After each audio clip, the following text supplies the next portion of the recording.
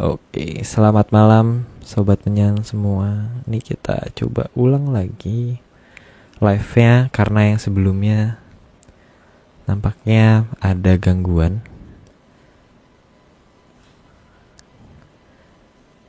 Oke. Oke.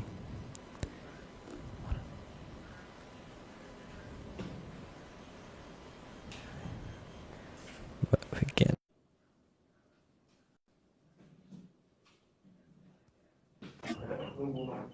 Nah, oke.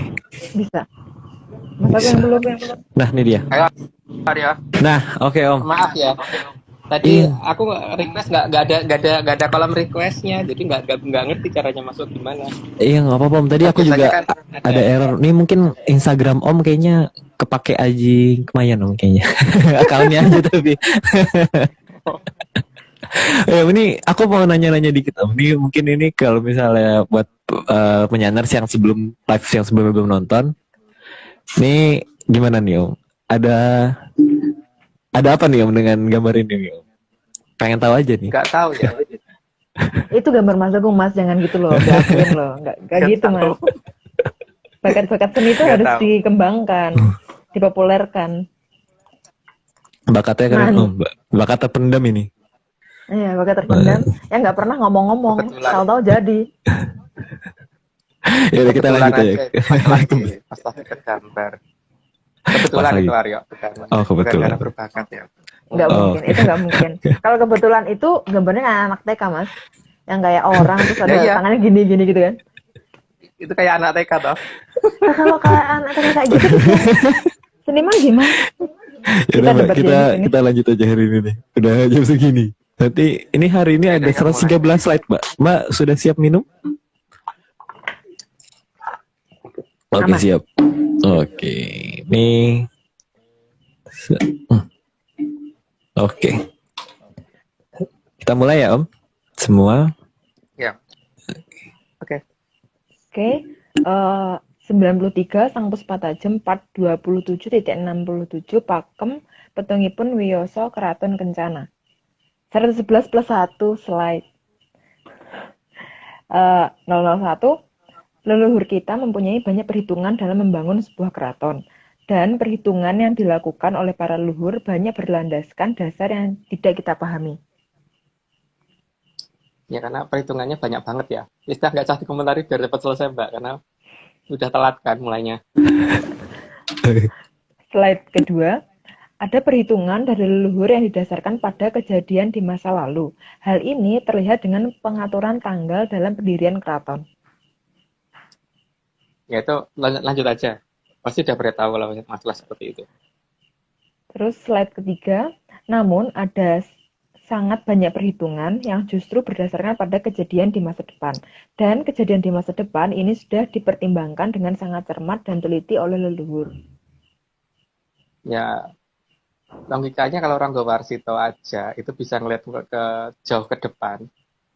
Yang lebih luhur dari orang Warsito kan banyak. Jadi artinya kan yang bisa melihat ke depan tuh banyak banget ya. Artinya memang luhur kita tuh bisa lihat masa depan. Dan itu anugerah ya. Kalau bagi saya itu anugerah sih itu kayak gitu tuh. Udah punya luhur seperti itu kan anugerah. Lanjut Mbak.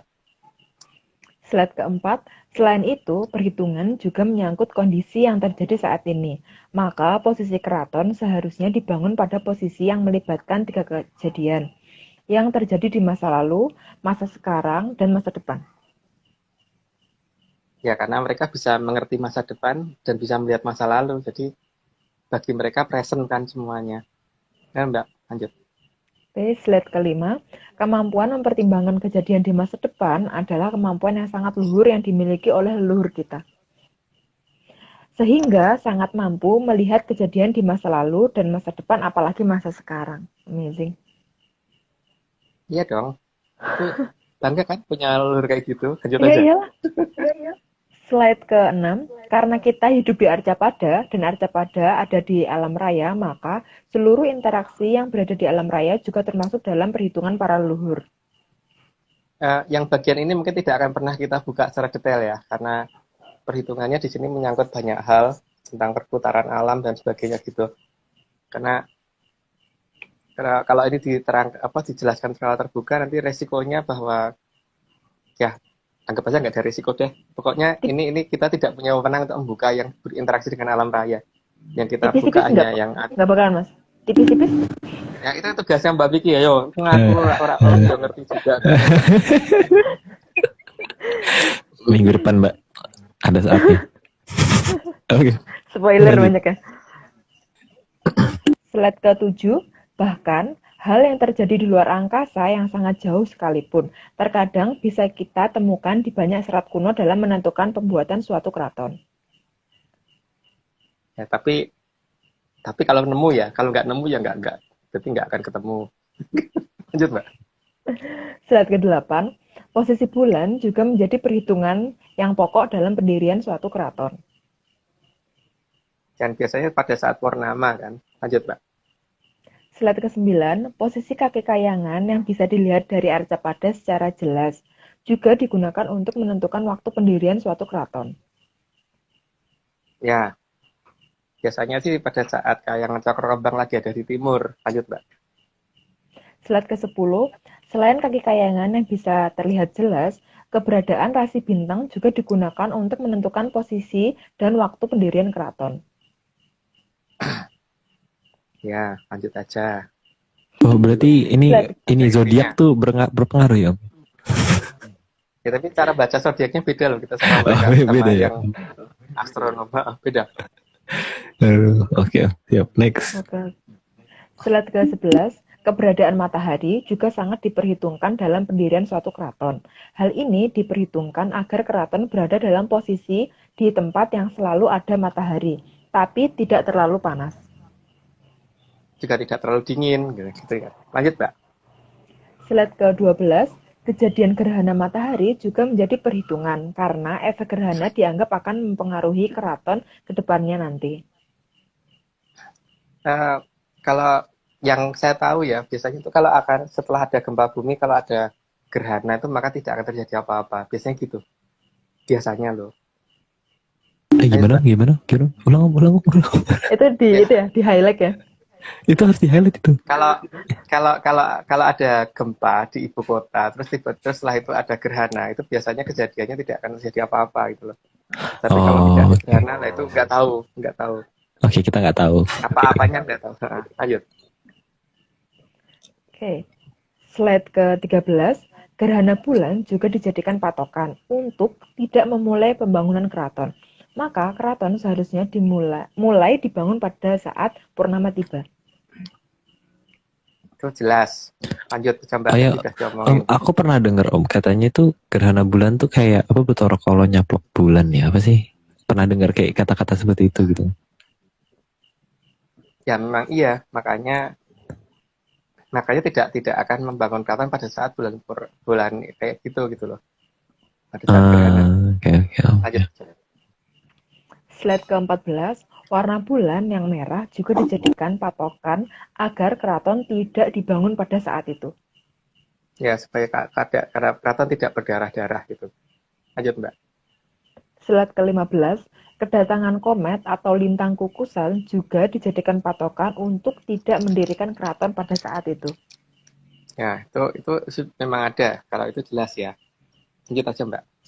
Slide ke-16, lebih dari itu, semua kehidupan manusia yang ada di alam raya juga sangat diperhitungkan, karena isi alam raya memang harus dikenal, dan cara berinteraksi dengan alam harus selalu dibangun. Maka, seharusnya waktu dan tempat yang tepat untuk dibangunnya sebuah kehidupan juga harus diadakan di tempat yang tepat di alam raya ini. Mungkin bahasanya membingungkan, tapi ya begitulah kita gitu. Lanjut, Mbak. Slide ke-17, berdasarkan pertimbangan secara alam raya, maka para sang hyang yang sangat luhur sudah memilih Arcapada untuk dijadikan tempat hidup bagi manusia. Ya, itu ada penjelasannya, tapi tidak kita jelaskan di sini ya, karena memang kita tidak punya wewenang untuk itu. Itu sama aku pernah baca sih, mungkin penelitian dari luar ya, tapi penelitian dari luar negeri itu pernah ada bilang katanya tuh bumi itu lokasinya tuh benar-benar sempurna Om, karena katanya kalau berapa ribu kilometer lebih jauh terlalu dingin, berapa ribu kilometer lebih dekat terlalu panas gitu. Ya, tapi kan mereka hanya bisa melihat dalam satu sisi kedekatan dengan bintangnya saja kan, bukan bagaimana menghitung terhadap gugus galaksi dan kemudian bagaimana interaksi antar galaksi dan sebagainya itu kan. Sudah ada kan? Belum ada sih, Om. Belum ada. Nah, ya. Makanya yang itu tidak akan kita buka. Oke, siap, Om. Kita Mas Agung, next. itu Gimana, Mbak? makan permen. Tumben Mas Agung makan permen. Yaudah, oke. Slide ke-18. Dalam tradisi di Jawa, naga sangat dikenal sebagai sosok penjaga bumi. Itu banyak ceritanya lah, jadi tidak perlu kita yang cerita gitu. Dan sudah banyak yang punya cerita itu. Lanjut. Ya. Slide 19, maka simbol dan gambaran naga akan mudah ditemukan di berbagai peralatan tradisional.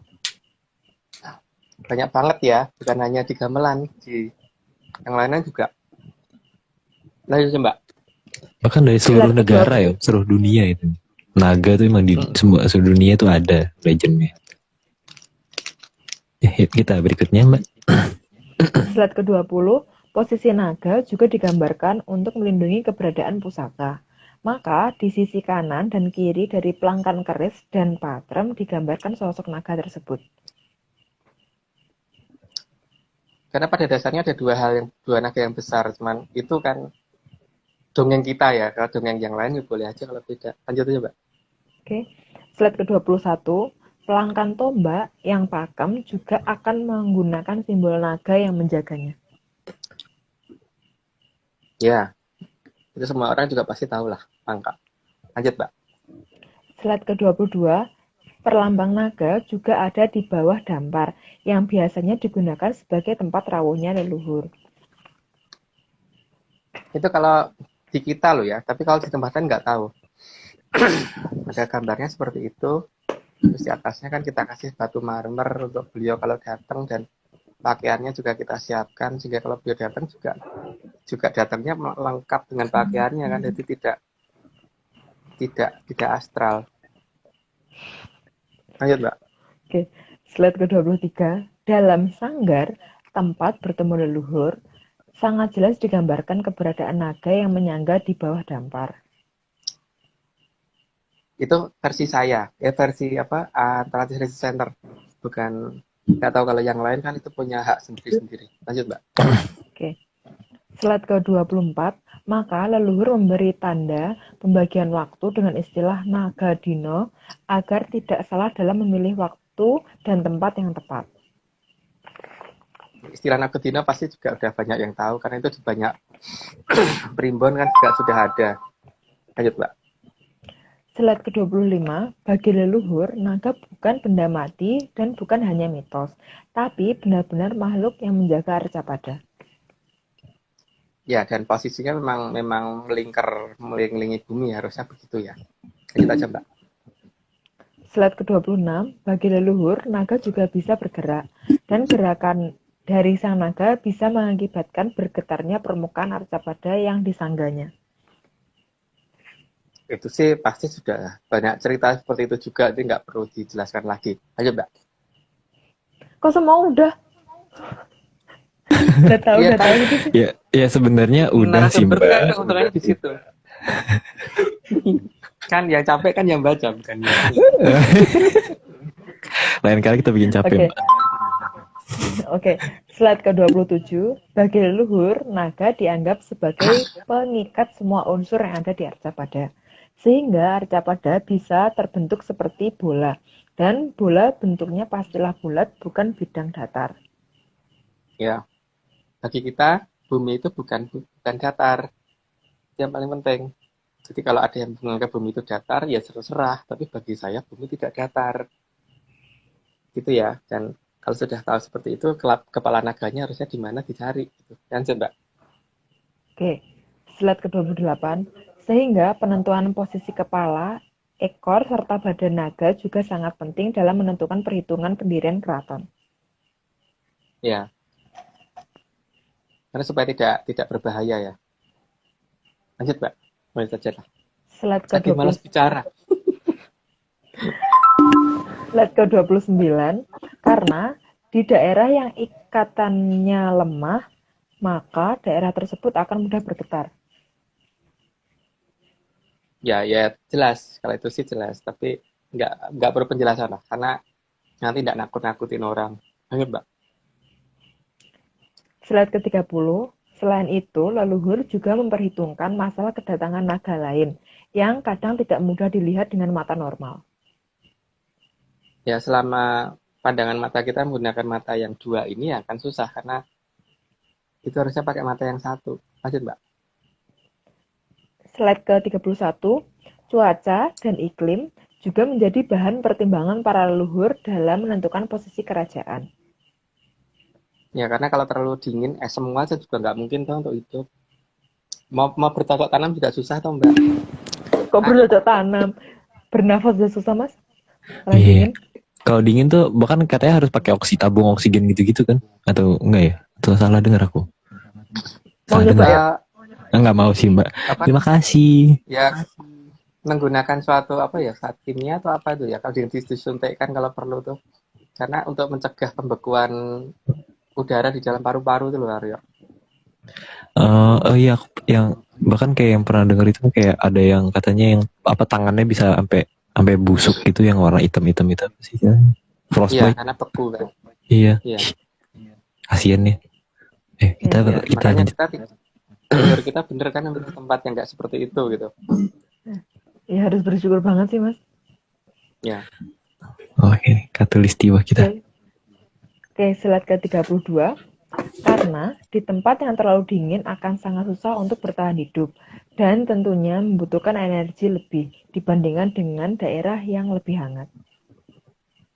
Ya iyalah, karena paling tidak butuh bakar-bakaran terus kan. Butuh penghangat ruangan dan sebagainya, itu butuh energi lebih daripada tempat yang seperti kita ini. Paling Butuh butuhnya WN cuma terus nggak sih, angin. Mas? WN butuh terus nggak sih, Mas? Iya, mungkin butuh itu. Vodka. Yuk berikutnya. Oke. Iya, Slide ke-33. Dan pada dasarnya, manusia membutuhkan udara yang cukup hangat agar bisa bertahan hidup. Ya kalau dingin banget tuh ya gimana sih Mbak, yang ada beku dong. Yang ada jadi patung kali di sana. Ya, benar-benar. Slide ke-34. Di udara yang sangat dingin, tidak semua hewan dan tanaman yang dibutuhkan manusia bisa hidup. Maka, keraton tidak dipakemkan menempati lokasi yang terlalu dingin. Ya kalau dingin banget ya jelas minimal mau pelihara sapi aja, cepat sapinya malah mati tuh Mbak. Ya, Mas. Lanjut ya Mbak. Slide ke-35. Selain itu, manusia juga membutuhkan sinar matahari. Maka tidak tepat jika dipilih tempat yang sinar mataharinya bisa menghilang selama 6 bulan dan muncul terus-menerus selama 6 bulan. Karena kita butuh vitamin D kan untuk kehidupan. Vitamin D butuh sinar matahari gitu. Lanjut Mbak. Slide ke-36. Matahari selain sebagai sumber energi juga digunakan sebagai hitungan waktu. Maka akan sangat membingungkan jika matahari menghilang selama 6 bulan. Makanya beliau memilih tempat yang sangat tepat kan kalau di daerah sini karena matahari muncul terus, nggak pernah hilang selama-lama gitu loh. Oh ya, kalau di Eropa itu kadang-kadang bukan di Eropa sih, mungkin di Antartika gitu-gitu kali ya, Mi. Yang ada waktunya dia matahari benar-benar nggak pernah terbenam gitu-gitu ya, Mi. Ya 6 bulan misalnya. Katanya. Katanya. Aku belum pernah ke sana sih. Bisa ngomong katanya kan. Oh, besok Arya kali mau ya, nyoba kayaknya. Besok kita Arya berangkat. mau nyoba. Ayo, next. Slide ke-37. Namun, manusia juga tidak akan nyaman tinggal di daerah yang terlalu panas. Ya pokoknya nggak terlalu panas juga kita butuh air berlebihan kan nantinya malahan. Ya pokoknya ya suhu udara itu yang pas-pasan aja gitu loh. Ayo Mbak. Slide ke-38. Karena di tempat yang terlalu panas, tanaman tidak banyak yang bisa hidup, terutama tanaman yang dikonsumsi manusia. Ya sangat jarang lah kalau ada. Atau keajaiban kalau ada gitu. Tapi yang jelas nenek moyang kita sudah tepat memilih negara ini gitu. Lanjut Pak. Slide ke-39. Oke. Maka bagi leluhur, daerah hamparan yang Menghijau justru menunjukkan turunnya anugerah, yang artinya justru bukan pertanda akan berakhirnya kehidupan. Ya, jadi kalau suatu daerah yang tadinya tandus menjadi daerah yang subur, itu berarti kan yang membuat hidup menginginkan agar manusia bisa hidup di situ kan. Jadi itu artinya pasti bukan bukan akan akhir zaman, tapi malah akan zaman akan diperpanjang gitu kan. Gitu, Mbak. Slide ke-40, bagi leluhur, justru tanah yang makin tanduslah yang menandakan zaman menuju ke arah yang tidak baik dan sama sekali tidak berpihak pada kehidupan. Nah iya, makanya kalau tanah menjadi subur itu pasti bukan pertanda akhir zaman itu seharusnya loh. Karena kalau ya yang saya tahu kan kalau tanah itu makin subur berarti orang makin bisa hidup gitu ya. Ya, tapi nggak tahu kalau ada yang berpikir lain ya monggo aja itu. Lanjut Mbak. Slide ke-41, meningkatnya kesuburan tanah justru menunjukkan keberhasilan manusia dalam melaksanakan Hamemayu Hayuning Bawono, sehingga anugerah untuk diizinkan menempati arca pada lebih lama pasti akan diturunkan oleh Yang Maha Kuasa. Ya kalau fasilitas hidup dibikin ada kan berarti seharusnya memang yang Maha Kuasa menginginkan manusia hidup lebih lama. Ya itu mungkin pola pikirnya orang biku seperti saya sih. Lanjut Mbak. Jangan bilang gitu dong. Aku Slide merasa lebih rendah. ke-42. Nah, makanya. Ayo kita lanjut. Oke. Slide ke-42, sebab jika alam menjadi lebih ramah kepada manusia, itu menunjukkan bahwa alam juga tidak mau manusia celaka. Alam akan menjaga manusia karena alam juga merasa dijaga oleh manusia. Jadi, bagi leluhur, jika tanah makin subur, maka itu bukanlah sebuah pertanda akhir zaman. Bagi berdasarkan cerita nenek moyang saya begitu. Jadi cerita ketika kalau akhir zaman tuh berarti ya harusnya tidak seperti itu gitu. Tapi ya itu kan orang tuh punya asumsi tuh beda-beda gitu. Ya terserah mereka mau bagaimana menyikapi bahwa ketika alam jadi subur tuh dianggap seperti apa itu kan terserah ya. Karena Cuma aneh aja sih kalau menurut aku. sebenarnya logika dasar sih Om ya. Karena kan kalau misalnya kayak disuplai, berarti tandanya mau ada ya mau dilanjutin gitu hidupnya kan, gitu kan. Iya. Mm-mm. Tapi kalau supply dihentikan, ya berarti Baru memang tidak baru dilanjutkan berhenti gitu gitu kan. kan. Oke. Kita berikutnya kali ya. Lanjut, Pak.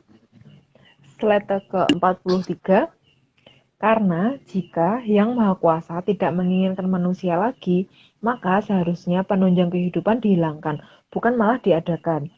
Dengan makin suburnya tanah di tempat yang tadinya tidak bisa ditanamin apapun, justru menunjukkan bahwa Yang Maha Kuasa belum mau mengakhiri zaman yang berjalan. Atau sebagai pertanda, zaman akan makin panjang, bukan menuju akhir zaman. Ya logikanya kan begitu ya. Kalau menurut logika saya loh itu. Karena kalau yang Maha Kuasa itu tidak menghendaki manusia ada, berarti kan harusnya tidak sarana penunjangnya dibikin nggak ada toh. Ya benar. Tapi kalau sarana penunjangnya itu dibikin ada kan berarti yang Maha Kuasa menginginkan manusia ada lebih lama, bukan akhir zaman. Tapi Om, tapi Ya, mungkin kalau misalnya asumsi itu kalau ada bebas. orang lain bebas ya Om ya. Ya bebas. Ada orang lain beranggapan kebalikan ya monggo aja, kita nggak ngelarang sama sekali sih sebenarnya ya Om ya. Ya, cuman kalau kita punya asumsi begitu. Lanjut. Nah. Oke, slide ke-44. Jadi, kalau ada yang menganggap tanah yang tandus tetap tandus sebagai pertanda zaman akan berlangsung lama, dan kesuburan sebagai pertanda akhir zaman, hal tersebut adalah hak tiap manusia dalam menilai tanda-tanda zaman. Nah, itu sudah kita bicarakan ya. Jadi tidak beranggapan sama juga nggak apa-apa gitu. Lanjut, Mbak. Slide ke-45, tapi cukup aneh jika tanah yang tandus dikatakan sebagai alam yang bersahabat. Karena di Nusantara, tanah suburlah yang dikatakan bersahabat dan pertanda langgengnya zaman. Itu versi kita ya, bukan versi, nggak tahu kalau orang lain ngambilnya gimana. Bahkan ada yang bilang tanah Indonesia itu tanah surga ya Om ya. Katanya begitu. Tapi kan emang ada gitu kan? lagunya tuh. Ada lagunya. Juga. Kos Oke. Plus itu ya, apa ya? Lagunya Kos Plus kalau nggak salah. Lanjut, Mbak. Oke, slide ke-46. Yang layak dipertanyakan adalah yang mengatakan kesuburan di daerah yang tadinya tandus itu merupakan tanda akan berakhirnya zaman. Apakah memang hobinya suka hidup di daerah yang tandus? Dan apakah bersedia bedol desa pindah ke daerah yang tandus? Itu pertanyaan ya.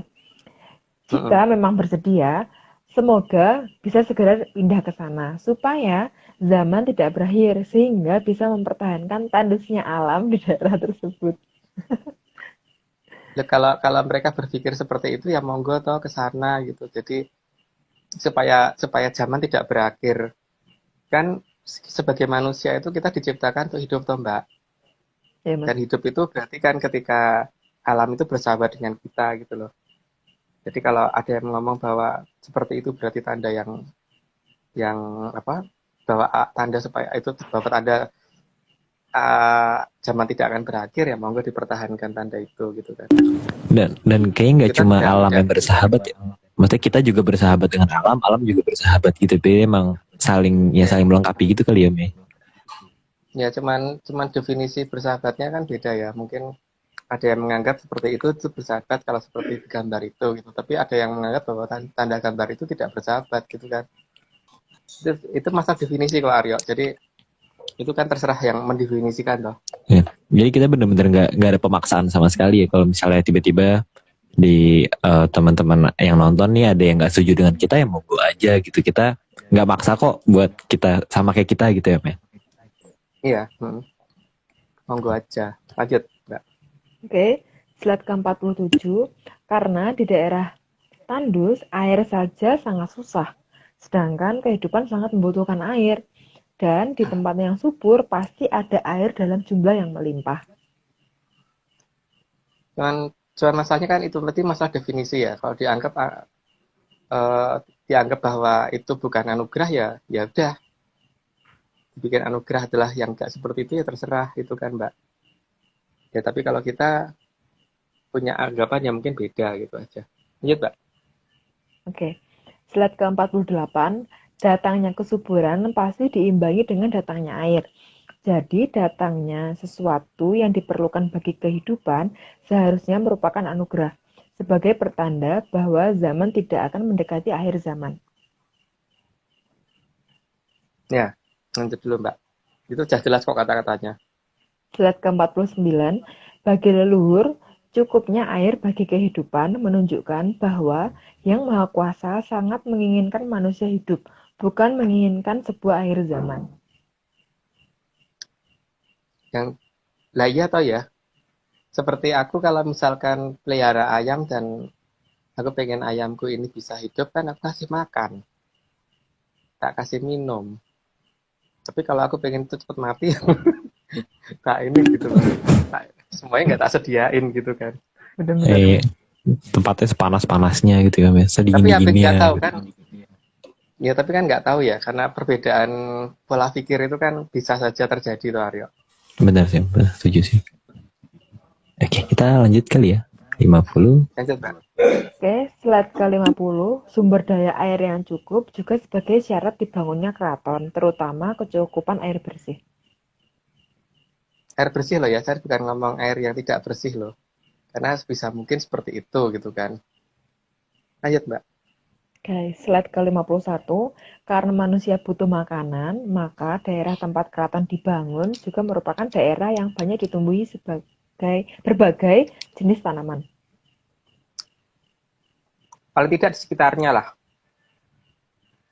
Paling tidak di sekitar keraton itu. Lanjut Mbak. Slide ke-52, bahkan hewan pun juga butuh makanan. Maka pada tempat dibangunnya keraton juga harus layak untuk menghidupi hewan yang menunjang kehidupan manusia. Udah jelas sih. Lanjut aja Mbak. Slide ke-53, jenis-jenis hewan yang bisa mendukung kehidupan juga harus bervariasi di tempat dibangunnya keraton. Tidak hanya satu jenis atau jenisnya bisa dihitung dengan jari saja. Ya, makin banyak jenisnya kan makin baik toh. Lanjut, Pak. Oke, slide ke-54. Manusia hidup tidak hanya untuk makan dan minum saja, tapi juga butuh hiburan. Maka di dekat keraton juga harus memenuhi syarat agar manusia bisa terhibur, baik oleh indahnya pemandangan alam atau oleh wahana hiburan yang dibuat oleh manusia itu sendiri. Ya, orang bisa stres tuh kalau nggak ada hiburan, Mbak. Karena orang itu juga butuh kok yang namanya hiburan. Seperti aku menganggap hiburan tuh nomor satu, nomor dua itu bekerja. Mbak terserah, Oke, Mbak oke. mungkin gede Setuju, balik. setuju. Berarti ini aku bisa simpulin Eyang itu sangat setuju dengan game online. Merasa Hiburan. didukung ya, yuk. Ya Merasa masa dong. didukung. Pembenaran. Oke, Oke, kita lanjut, Mbak. berikutnya. Oke. Slide ke-55. Di tempat keraton dibangun juga harus merupakan tempat di mana manusia bisa mengekspresikan apapun untuk menambah indahnya alam. Jadi justru bukan tidak boleh mengekspresikan segala bentuk yang baik untuk dilihat. Kayak yang Mas Sukun tadi ya, Mas? Yang flyer ya? Wah, Senggol terus. nggak sengaja kalau itu, Mbak. Beda. Oh, Lanjut, Mbak. beda mbak. Jangan mbak, beda Oke, ini. oke. Slide 56. Karena hasil karya seni, terutama patung, bisa dijadikan simbol kebanggaan bernegara, bukan sebagai pertanda datangnya hantu. Ya, biasanya kan negara yang makin ini ya, kelihatan lah bentuk bangunan apa dan sebagainya gitu.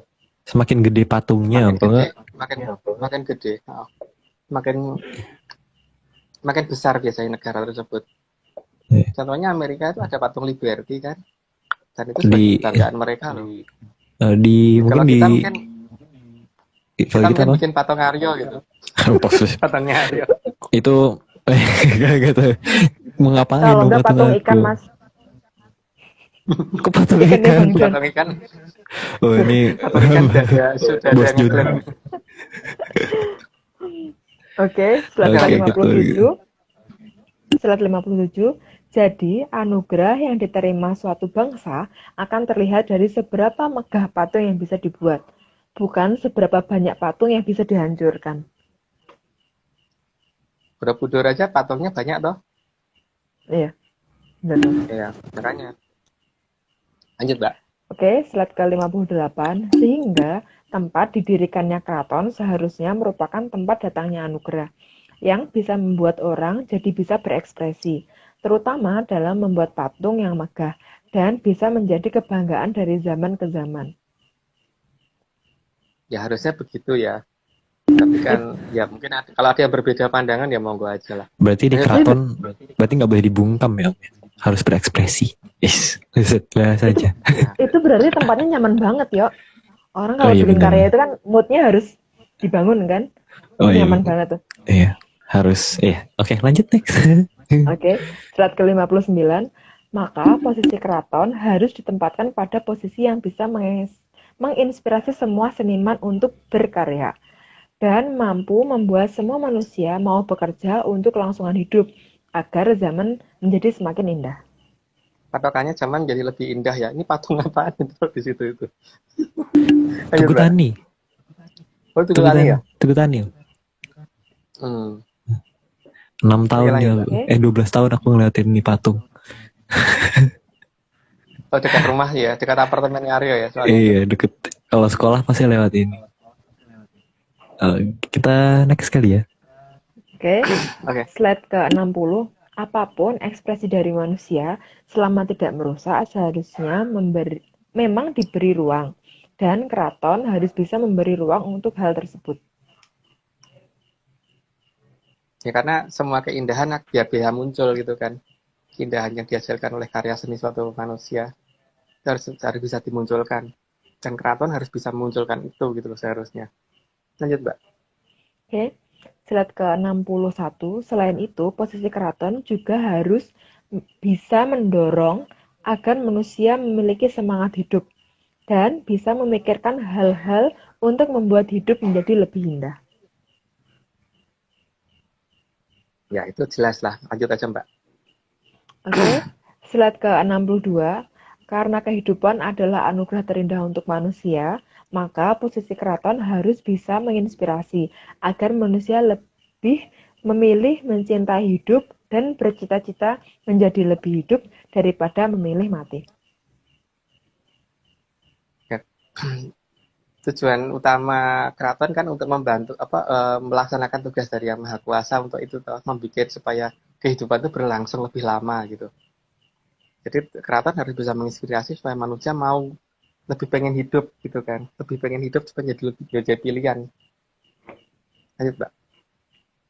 Slide ke-63. Posisi keraton yang benar juga tidak membuat warganya menjadi lebih memilih untuk mati untuk tujuan apapun. Sebab hidup adalah anugerah yang indah. Nah, itu harus baca begitu ya. Tapi kalau terbalik ya nggak tahu. Lanjut Mbak. Slide ke-64. Maka posisi keraton yang benar seharusnya juga bisa membuat manusia untuk lebih memilih menambah indahnya dunia, bukan malah mengurangi keindahan yang ada. Dan posisi keraton harus bisa menginspirasi hal tentang keindahan tersebut. Jadi banyak getaran di situ yang harusnya bisa menginspirasi manusia ya. Jadi getaran dari kadewatan, dari mana itu mengarah ke satu tempat yang kemudian orang kalau ke situ tuh jadi bisa berkarya gitu. Ini Oh, Mbak. berarti emang sebenarnya dipacu untuk menyombongkan diri ya? Oh iya wajib. Oh, oke. Benar. Itu benar tuh. Kayak Wajib sombong, tidak boleh Iya, terima padanya gitu ya. iya karena makanya Mbak Vicky itu harusnya mulai ini Mbak, beranilah apa mas? menunjukkan apapun. Karena orang kalau bisa itu kan jangan hanya ditahan, malah menunjukkan itu wajib tapi dianggap kepada orang yang Mbak anggap penting ya. Kalau dia nggak penting ngapain ditunjukkan Mbak? Sayang ya. Dan kalau dikatakan sombong jangan malu Mbak. Emang kita wajib kok itu. Hukumnya wajib, sombong itu wajib. Tidak disalahkan Aku kok. mendukung kok itu. Kecuali kalau nggak bisa lah itu nggak boleh sombong. Tapi kalau bisa wajib Mbak. Ya apa yang Wajib bisa banget. disombongin ya kan mas? Iya. Ora iso kok arep sombong. Ayo Oke, lanjut Mbak. gitu. Oke. Slide ke-65. Posisi keraton seharusnya bisa membuat orang tersenyum, bukan malah murung, melotot, atau malah sibuk beradu hantam. Beradu hantam, baku hantam kali ya mungkin di Itu saya masuk di sibuk. sini. Oh sorry. Beradu. Baku hantam ya bener-bener. Ya tapi harusnya baku hantam tapi nggak tahu ini. Ya memang keraton harusnya membuat orang jadi lebih ceria ya, bukan jadi lebih sedih, lebih sebel atau malah bikin orang berantem itu nih bukan keraton sih. Mungkin kayak Disneyland gitu kali ya. Harusnya Bahagia iya. semua orang. Lanjut Mbak. Slide ke-66. Dalam beberapa serat kuno dijelaskan bahwa tanah Jawa dulunya adalah tanah yang selalu mengambang. Ini ada di dalam Tantra Pagelaran, terus di beberapa cerita pewayangan juga ada. Jadi di mana lagi ya? Tantra Pagelaran, terus di aku lupa sih nama seratnya apa sih? Ya pokoknya lanjut aja Mbak, karena aku lupa. Lanjut. Oke. Slide ke-67, maka tanah Jawa ini dulu juga dikatakan sebagai pulau yang mengambang atau Nusa Kambang. Nama itu masih tersisa di pulau yang berada di selatan dari Cilacap. Namun hanyalah tinggal nama saja. Itu proses dijangkar dan sebagainya ada kok ceritanya. Jangkarnya gimana ada deh. Pokoknya ada cerita itu. Lanjut Mbak. Oke. Slide ke-68, dalam serat Tantra Pagelaran dijelaskan bahwa agar tanah Jawa tidak bergerak, maka perlu ditambatkan pada jangkar agar tanah Jawa stabil. Itu makanya ada cerita tentang penggeseran Gunung Manggologiri itu. Tapi ya udahlah. Lanjut aja Mbak. Oke. Slide ke-69, agar tanah Jawa tetap stabil, maka ada banyak jangkar yang digunakan. Jenis jangkarnya pun berbeda-beda, tergantung pada kebutuhan sesuai dengan lokasinya. Dan itu biasanya berupa pegunungan sih. Lanjut Mbak. Oke. Slide ke-70, maka di tengah tanah Jawa ada tempat yang dikatakan sebagai pakunya Pulau Jawa. Cuman pakunya Pulau Jawa itu ada di mana kan tergantung orang sanggup melihat atau tidak itu. Ini dari Gunung Tidar itu sering kelihatan ada satu gunung yang di saat-saat tertentu tuh gunung itu nggak kelihatan. Walaupun kondisinya cerah. Nah, itu gunung apa? Monggo dicari. Lanjut, Mbak. Oke. Slide ke-71, beberapa pakunya tanah Jawa yang bisa dilihat dan menjadi jangkar tanah Jawa agar tidak bergerak adalah berupa pegunungan, terutama gunung yang aktif. Ya, itu juga udah jelas lah ceritanya. Lanjut, Mbak. Slide ke-72, gunung selain nantinya akan digunakan sebagai senjata perlindungan atas gelombang kejut yang terjadi dari Jamur Dipa juga akan digunakan untuk menjaga agar tanah Jawa tidak bergerak. Mungkin sudah kita terangkan di minggu lalu ya, ada yang namanya reactive armor itu kalau di tank itu. Jadi ada kotak-kotak kayak batu bata yang ditempelkan di badan-badan tank itu kan biasanya akan meledak ketika ada rudal menuju ke dia sehingga akhirnya supaya tidak melukai bagian dalam tank gitu kan. Itu nenek moyang kita juga sudah menghitung itu. Ada gunung yang akan difungsikan untuk reactive armor gitu kan. Lanjut, Mbak. Oke. Slide ke-73. Namun, apabila tanah Jawa perlu dipindahkan akibat dari adanya Jamur Dipa, maka beberapa jangkar harus dilepas dan akan disisakan sebuah jangkar utama yang nantinya akan dilepas pada saat kondisi sudah sangat darurat. Makanya beberapa memang sudah mulai sudah mulai akan dicabut, cuman kapannya saya nggak tahu. Lanjut aja, Mbak. Slide ke-74, jika kondisi benar-benar darurat, maka Nusa Kambang harus digeser ke selatan. Maka jangkar harus dilepas satu persatu. Dan itu menjadi tugas dari para danghyang yang menjaga pegunungan aktif. Penjelasannya itu nanti ada di 94 ya. Mbak yang bikin ya. Lanjut, Mbak. Aduh.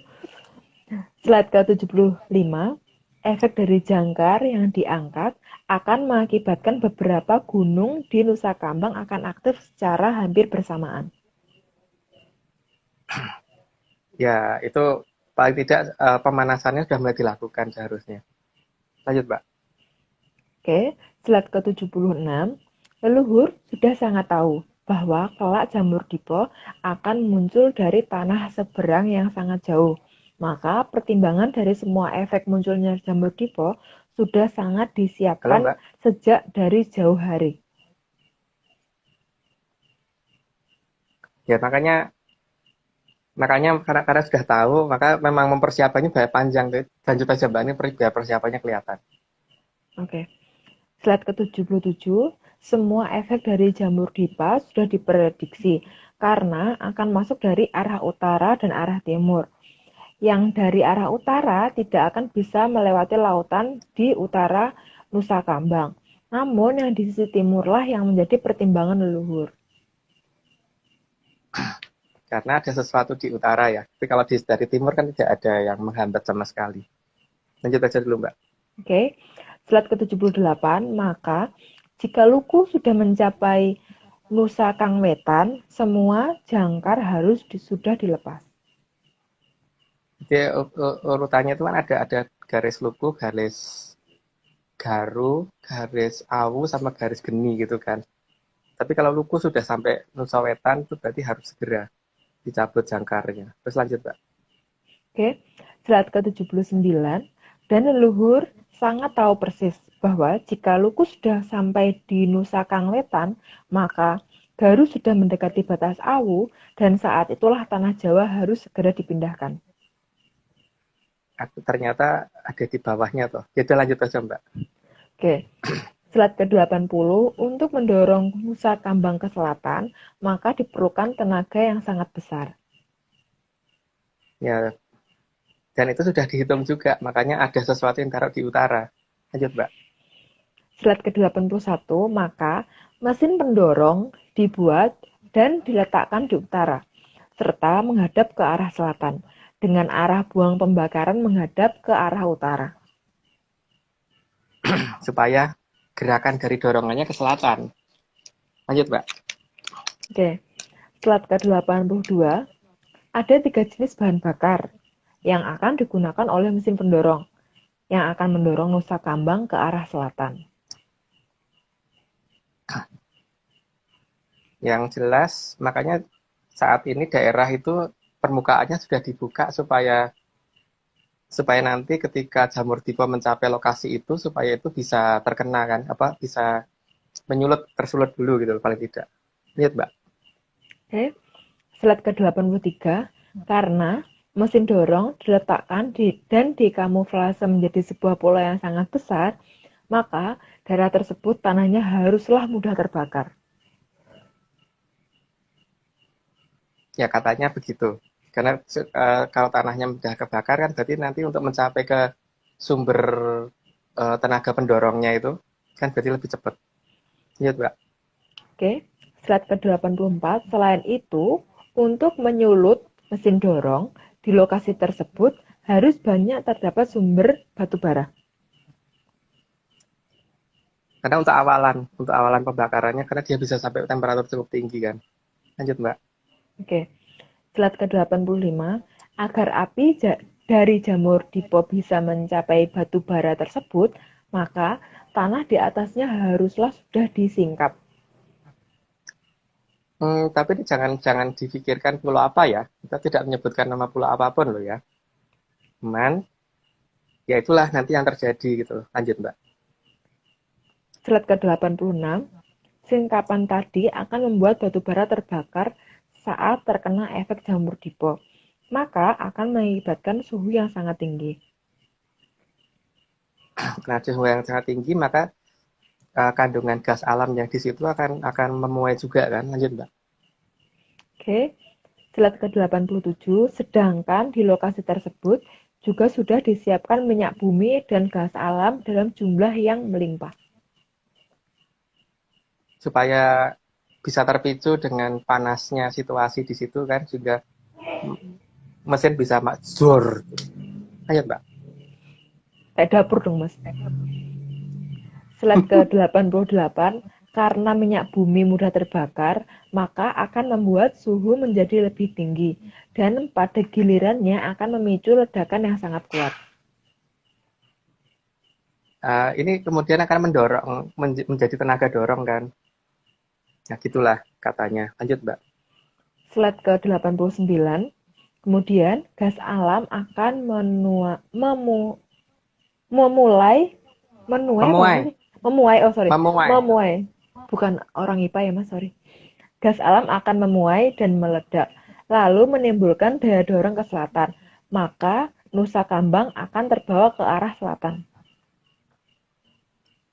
Jadi di beberapa serat yang saya tahu memang tanah Jawa akan dibawa ke selatan ketika jamur tipe merembet dari arah timur. Jadi ketika rembetan dari arah timur sudah mencapai batas awu, segera tanah Jawa harus digorong ke selatan supaya rembetannya itu tidak kena. Lanjut, Mbak. Oke, slide ke-90, pada saat Pulau Jawa bergerak ke selatan, air laut di selatan akan naik cukup tinggi, maka hal tersebut perlu dibendung. Ya makanya beliau juga sedang mempersiapkan bendungannya itu sendiri. Lanjut, Mbak. Ada di bawahnya ternyata jawabannya. Slide ke-91, maka leluhur sudah membangun bendungan berupa pegunungan palsu di selatan tanah Jawa. Makanya pegunungannya itu seperti ke pegunungan karang-karang gitu loh, Mbak. Batu kapur dan sebagainya gitu. Dan itu kelihatan banget kayak urukan karena tanah di atas pegunungannya itu beda banget dengan tanah yang ada di bawah gunung-gunungnya itu gitu loh. Lanjut, Pak. Kalau manusia biasa bendungan itu tanah ya, Mas. Kalau ini gunung, amazing. Gunung dan itu merembet seluruh dari barat ke timur loh, Mbak. Iya, benar-benar amazing. Oke, slide ke-92. Jadi jangan terkejut. Bila kita mau ke pantai selatan, maka kita harus naik gunung dulu. Dan semuanya itu merupakan gunung dari karang dan batu kapur. Karena pegunungan tersebut dibuat untuk melindungi Pulau Jawa saat akan digeser ke selatan. Artinya itu sudah dipersiapkan dari jarak waktu yang sangat lama. Dari itu kita bisa mengukur kira-kira kapan dengan cara meradiometri. Lanjut, Mbak. Oke, slide ke-93. Di sebelah timur dari Nusa Kambang akan dibuatkan jalan bagi air laut yang datang dari arah selatan, agar bisa masuk dengan sangat kencang. Nggak perlu dikasih penjelasan lah. Yang jelas, daerah yang terbakar itu supaya segera padam. Lanjut, Pak. Oke, slide ke-94. Tujuan pembuatan jalur air di Nusa Kambang bagian timur tersebut agar bisa memadamkan efek jamur dipo yang membakar sebagian wilayah.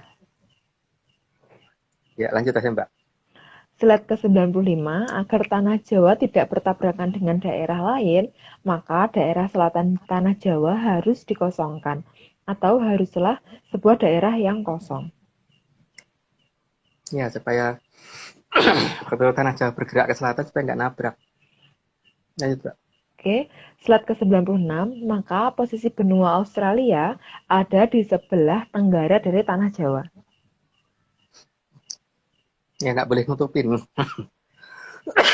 Mbak. Minum dulu, Mas. Jauh ya, Mbak. Slide ke-97, besarnya daratan dan adanya beberapa pegunungan di Australia digunakan untuk melindungi Pulau Jawa dari efek jamur dipo yang datang dari arah timur.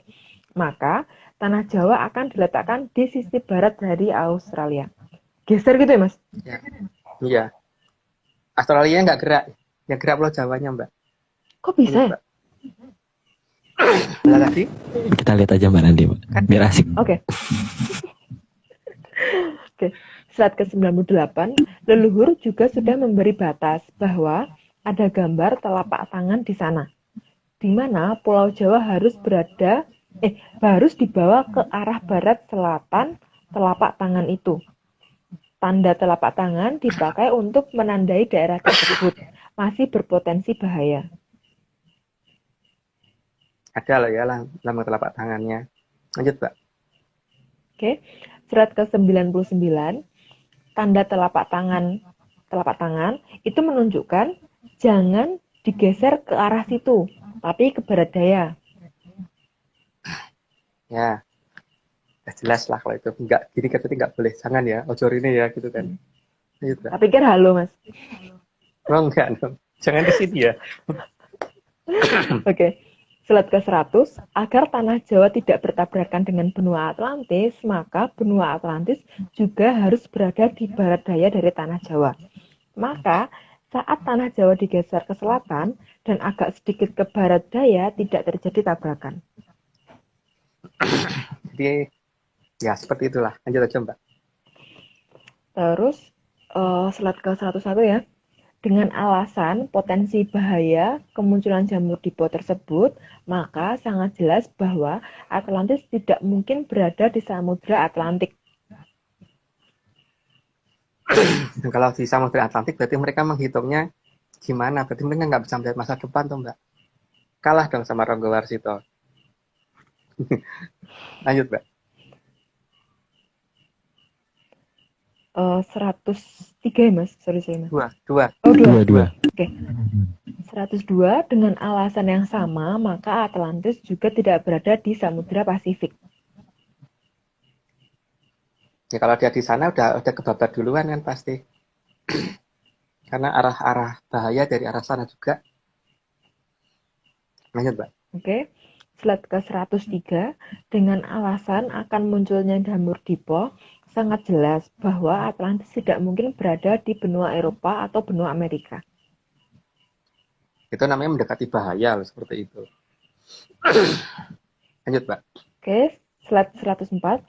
Dengan segala alasan tentang efek munculnya jamur dipo dan adanya kekuatan yang mendorong tanah Jawa menuju ke selatan, maka sangat tidak mungkin Atlantis berada di Laut Jawa.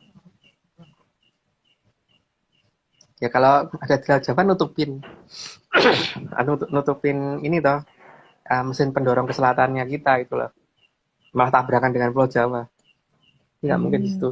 Dan terlalu kecil, Laut Jawa terlalu kecil untuk satu benua. Lanjut, Mbak. Slide 105. Karena jika Atlantis berada di Laut Jawa, maka akan membuat tenaga pendorong berkurang. Karena begitu besarnya bangunan-bangunan yang ada di Atlantis. Sehingga kalaupun bergerak malah akan menabrak Pulau Jawa. Jadi sangat tidak mungkin Atlantis berada di Laut Jawa.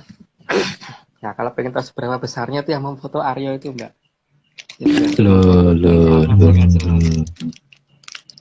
Kenapa pas itu aku nggak diajak sih, Mas? Mbak belum bisa sepiangin ke Jakarta, Mbak.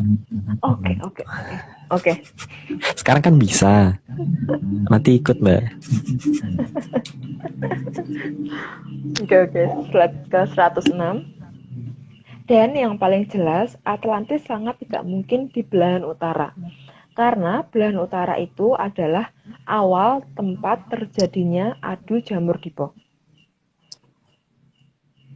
Ya namanya cari perkara aja, Mbak. Kalau mencari tempat negara yang bisa melihat masa depan, masuk begitu gitu. Lanjut, Mbak. Oke, slide ke 107. Keberadaan benua Antartika juga akan menjadi pelindung utama dari efek jamur dipo yang datang dari arah selatan.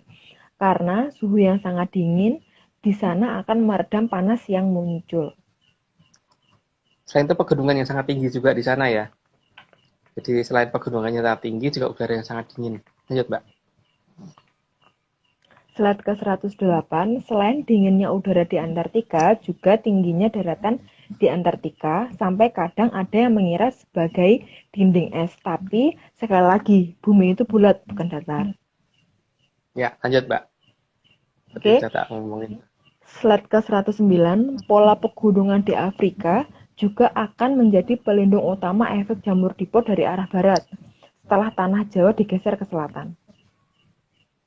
Plus dapat perlindungan dari Atlantis juga kan, karena di Atlantisnya juga negara bangunannya juga besar-besar. Melebihi gunung yang ada di situ kan, di Afrika. Lanjut, Mbak. Slide ke 110, keberadaan pasir di Afrika juga akan menguntungkan karena saat pasir terbawa angin dari jamur dipo, maka angin akan melambat dan mengurangi jarak tempuh angin jamur dipo tersebut. Ya karena ada beban yang dibawa kan, jadi lebih ringan. Lanjut, Mbak. Asik, sudah selesai. Jangan asik, nanti ada pertanyaan dan statement, Mas. Oke, slide ke 111. Tutupipun kala bendu, laptopku. Tutupipun kala bendu dipun bukani goro-goro. Bumi gonjing, gunung ketuk, goro molak-malik, udan barat salah mangsa, kilatatit leliweran, lan sapiturutipun arsa badhe miwiti jumadulipun kang kala suba. Saking kidul timbuling kamulyaning Tribhuwana.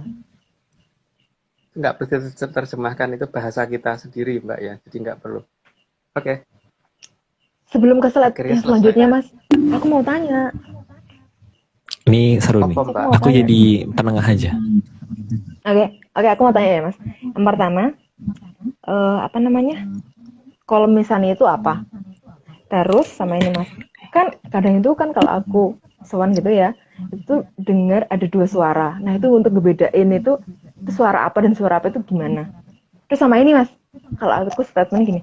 Kan di DM tuh banyak banget tuh orang yang nge-DM dari Atlantis Series dan yang di luar juga kan kayak tanya-tanya, tapi mereka itu tuh kayak Mbak aku tuh tahu ini gini itu bener nggak sih kayak itu loh Mas, kayak pengen mencocokkan dan kepengen diiyanin kayak gitu loh Mas. Itu kan kayak nggak usah DM kalau udah tahu gitu kan. Kenapa DM? Kan DM kan untuk pertanyaan ya kayak itu. Itu sih. Gimana Mas? Kalau misalnya itu salah satu pusaka yang ada, Mbak, dan itu biasanya orang yang pegang itu tuh hanya boleh melakukan satu kali. Jadi satu kali ngucap nggak boleh ditarik balik. Jadi kalau ada orang ngomong aku nggak mau sama dia gitu atau nggak mau ngelakoni itu lagi, kalau sampai dijawab dengan iya monggo, berarti tidak boleh kembali lagi, Mbak. Selama-lamanya tidak akan diizinkan kembali lagi. Nggak ada kesempatan kedua. Ya nggak ada. Karena kan kalau misalnya cuma satu kali harus misalnya. Jadi apapun yang sudah terjadi ya sudah, itu tidak akan pernah ditarik balik. Gitu. Terus yang kedua tadi apa Mbak? Mae, aku Yang kedua satu ngantuk. itu loh, ada dua suara kan Mas, kadang-kadang dengernya. Nah itu tuh untuk membedakan suara satu dan suara dua. Itu kan kalau di musik kan ada kayak gitu. Tapi kalau ini kan nggak musik ya. Itu tuh gimana Mas? Halo, Hewang. Itu Mbak ya harus bisa lah kalau seperti itu. Membedakan suara antara suara kadewatan sama suara munyo, maksud nggak bisa sih Mbak. Bisa lah pasti. Bisa. Masa itu suara munyo sih? Ya. Ya kalau suara munyo ora perlu dirungokke to Mbak. Iya. Ada suara saya gitu emang ada, tapi nggak perlu didengerin. Nggak ada untungnya. Siapa lagi yang ketiga tadi Terus Mbak? yang tadi itu DM itu loh Mas, jadi kayak tanya, tapi dia tuh kayak tahu kayak mau konfirmasi gitu loh Mas ke aku tuh kayak aku tuh semalam tuh mimpi ini Mbak gini, itu bener nggak sih kayak itu? Kan aku terus jawabnya gimana? Itu mimpi kamu, kenapa tanya ke aku gitu loh Mas? Kayak gitu kan aneh kan? Ya gitu loh. Terus aku ketemu ini Mbak, itu bener nggak sih ini kayak gitu? Mana aku tahu kamu yang ketemu, kenapa tanya aku gitu loh Mas? Kan kayak aku kalau mau bales juga gimana, kalau nggak aku bales nanti dikiranya aku nggak jadi admin yang baik. Mending nggak usah tanya kalau udah tahu gitu. Nah kan ini berbakan nih sombong. Iya, kalau udah ngerti ya nggak perlu tanya. Jadi kan memperingan kita gitu loh. Dan kita kan memang juga bukan perguruan, jadi tidak mempunyai kewajiban untuk menjelaskan gitu kan. Cuman kalau kita pas mau menjawab ya kita jawab, belum enggak ya nggak jadi beban Mbak. Ya, jadi ini mohon maaf untuk DM yang tidak dibalas ya. Seperti ini jawaban dari saya. Oke, silakan slide selanjutnya. Iya, slide selanjutnya itu sudah selalu ada setiap saat, belum ada tambahan lagi. Ya udah, kalau gitu diakhiri dulu aja ya. Kita akhiri pertemuan kita hari ini. Mbak Vicky ada lagi yang mau disampaikan? Disclaimer belum kamu sampaikan ya dari awal sampai akhir? Iya. Oh lupa iya, lupa. Maaf. Saya tidak profesional. Oke. Teman-teman semua, rekan-rekan menyanners yang hadir pada malam hari ini, kita sekali lagi mau mengingatkan kalau tim Atlantis Research Center itu tidak pernah menjual jasa untuk berkomunikasi atau bertemu dengan para leluhur dalam bentuk ritual apapun. Waspada terhadap oknum yang mengatasnamakan tim ARC dan saudara Agung Bimo Stejo atau saudara kita semua yang ada di sini. Entah itu mengatasnamakan Mbak Vicky, mengatasnamakan Haskell, atau bahkan mengatasnamakan Pak Marius gitu. Nah, kalau kamu? Iya, aku. Untuk informasi resmi itu via DM Instagram Vicky Ananda. Nih ya di bawah sini. Iya kan bener ya, di kiri ya. Iya di bawah kiri itu bener. Mbak Vicky itu siap 24 jam. Gitu. Jam 3 pagi tanya aja nggak apa-apa. Nggak ada jam operasional kita. Oke. Yang penting tadi dan ya Mbak ya. Sesukanya. Yang penting tadi jangan ya kita bukan perguruan. Kita juga tidak terima kerjasama dengan pihak luar ya Om ya. Enggak. Ya, kita nggak terima kerjasama dengan pihak luar. Jadi kalau misalnya mau nawarin MLM jangan. Nawarin yang aneh-aneh jangan. Oke, kalau gitu malam hari ini kita sudahi, sudah jam 10.16. Wah, tepat waktu. Enggak sih. Oke. BTW kita minggu depan bakal masih hal yang sama, tapi minggu depan kayaknya ada sesuatu yang berbeda ya Om. Ada deh, entah jelasinnya minggu depan. Minggu depan ada sesuatu yang berbeda, jadi ditunggu aja minggu depan. Dan jadi sekali lagi terima kasih semuanya sudah mau menyaksikan sampai malam hari ini. Terus juga terima kasih ke Bapak Agung, terus juga Mbak Vicky, terus Haskell juga, terus Pak Iwan, juga Bang Joni, Bos Joni yang udah menggambar tadi, gambarnya debutan. Terus juga Pak Marius, jangan lupa kita berterima kasih karena kalau bukan karena Pak Marius, Atlantis Series juga tidak akan berdiri. Iya gitu. Jadi Mas Togo. Mas Togo juga atas presentasinya, Mas Togo, atas editannya juga di awal. Semuanya terima kasih. Terus ini juga Mas Fian kayaknya ya, yang ada di kolom komentar. Iya, running text. Jadi Simena berterima kasih untuk semuanya bisa supaya Atlantis Series ini bisa berjalan tiap minggunya. Jadi kita sudahi, sampai jumpa minggu depan. Salam menyan. Salamnya. Oh, kan.